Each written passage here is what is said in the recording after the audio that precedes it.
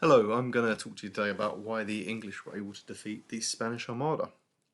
So the first thing we need to look at today is the ship design. The English had a much superior ship design compared to the Spanish.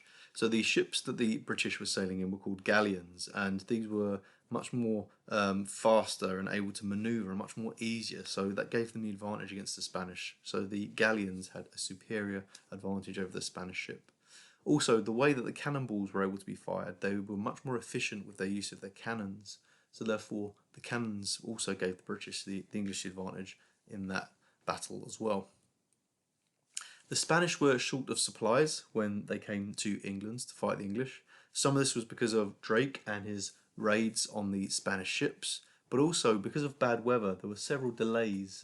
So that meant by the time that the Spanish actually encountered the English, they'd actually been at sea for 10 weeks, and therefore the supplies were running low. There were also planning and communication issues. Now, if you can remember from previous things which I've spoken to you about, the Duke of Parma was supposed to have secured control of the Spanish Netherlands. And what he was supposed to have done, he should have taken control of the ports and he should have been able to launch an attack that would have supported the Spanish Armada in their attack against the English. And he was supposed to meet up with the Duke of Medina Sidonia, and he was the general or the admiral who was in charge of the Spanish fleet. However, the Duke of Medina Sidonia could not get messages clearly enough to the Duke of Parma to meet him. So even if the Duke of Parma had controlled any ports, unfortunately, he wouldn't have been able to meet him because he couldn't get information to him quick enough.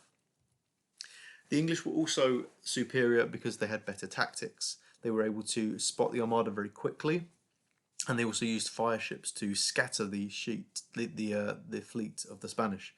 And finally, the key battle where they were able to do this was the Battle of Gravelines. The weather also plays an important role here as well because it leads to further scattering of the Spanish fleet.